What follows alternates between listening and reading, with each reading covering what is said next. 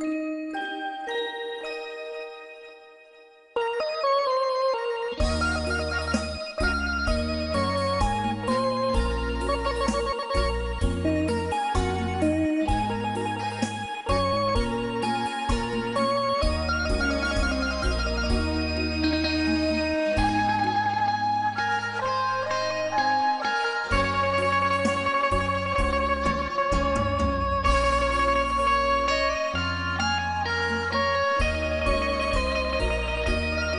ป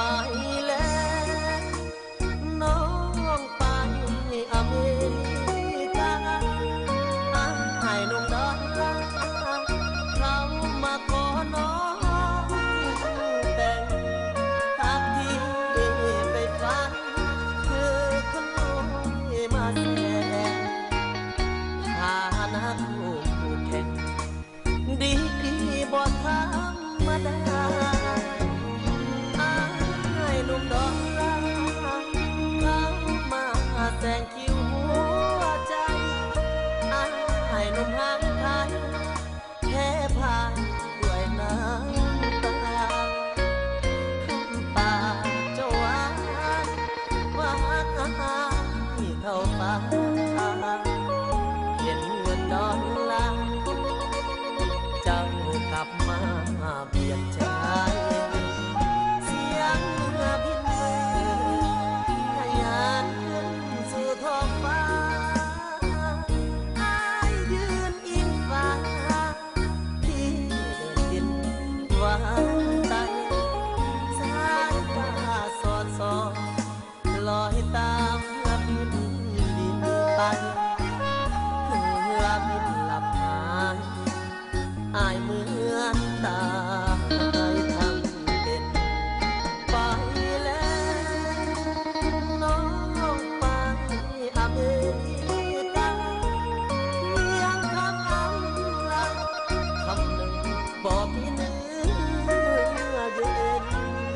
จนอยากอายเจ้าถือ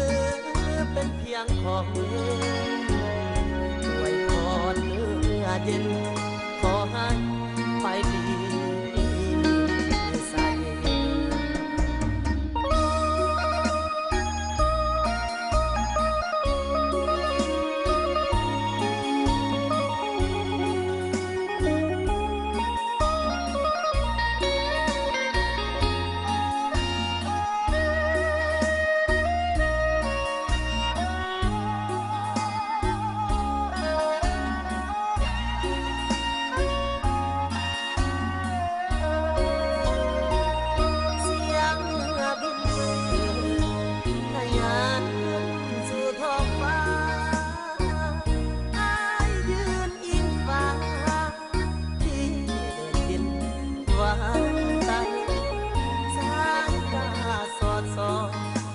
ลอยตามบิน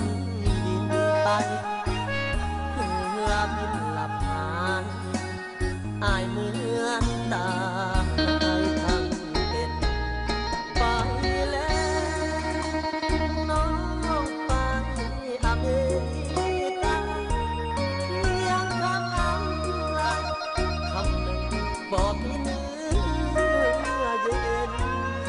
จนอยากอายเจ้าถือเป็นเพียงของเล่นไว้พรเนื้อเย็น